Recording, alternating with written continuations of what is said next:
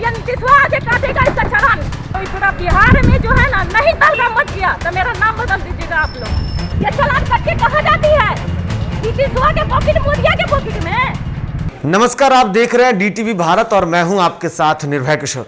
बिहार में कोरोना संक्रमण के बढ़ते आंकड़े को रोकने के लिए सरकार ने प्रदेश में लॉकडाउन लगा दिया तो लोगों के लिए अब मुसीबत बनने लगी है।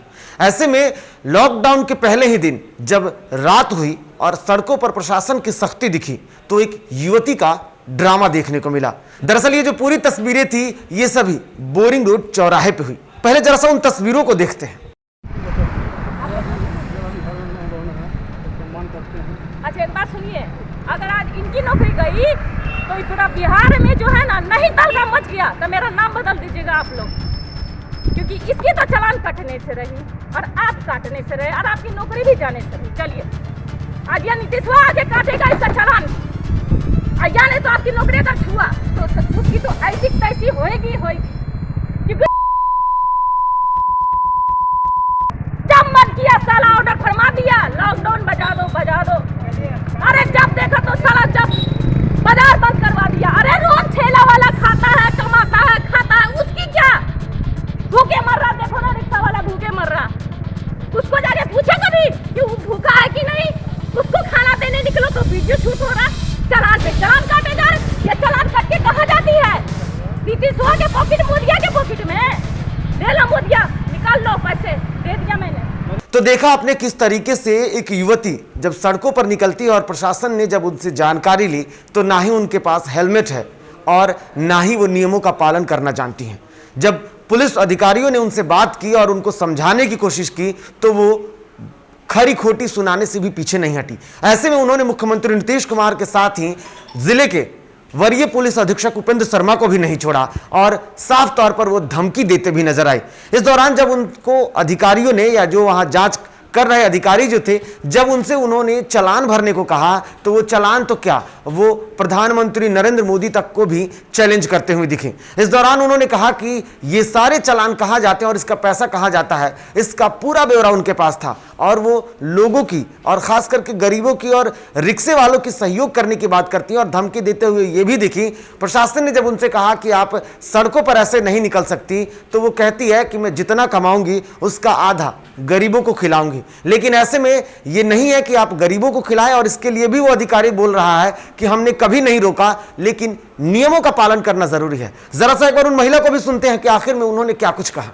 सबसे पहला तो ये गाड़ी का पास इसलिए बनेगा कि गरीब लोग जो भूखे मर रहे उसका जाके वीडियो क्यों नहीं शूट कर? नहीं वो तो सब ठीक है। वही देखने के लिए गई थी, बनाइए वीडियो आप। हाँ। मैं वही देखने के लिए गई थी, हर लॉकडाउन में करती हूँ मैं ये काम। अच्छा। इसको लगाइए वीडियो जितना लगाना है। हेलमेट भी नहीं लगाएंगे आप? हाँ नहीं लगाऊंगी मैं।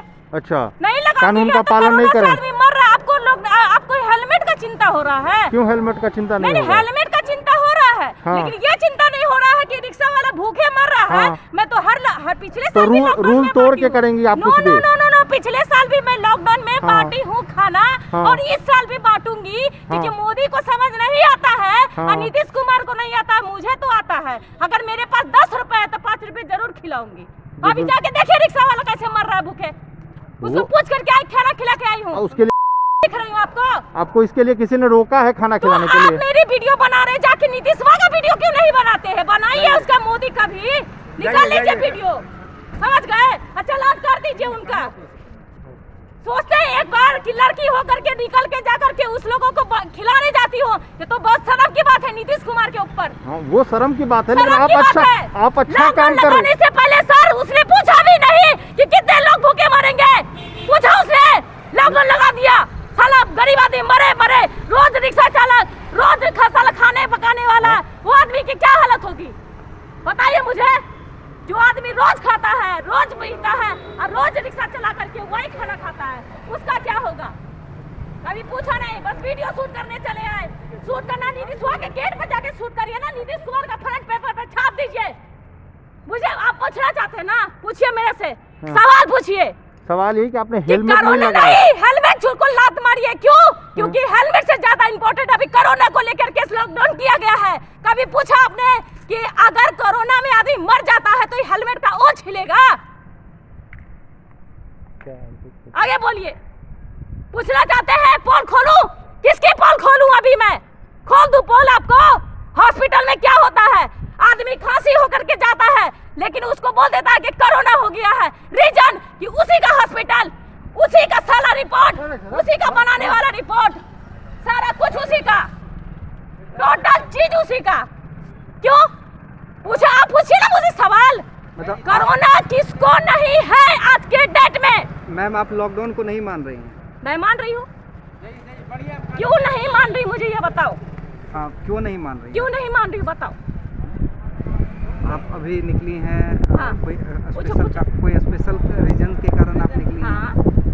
क्या रीजन? एक बात बताओ, पूछो मैं सवाल। मेरी अभी टिकट है, मुझे जाना है गांव। लग गया लॉकडाउन, कमा नहीं सकती, खा नहीं सकती, मैं चली गांव।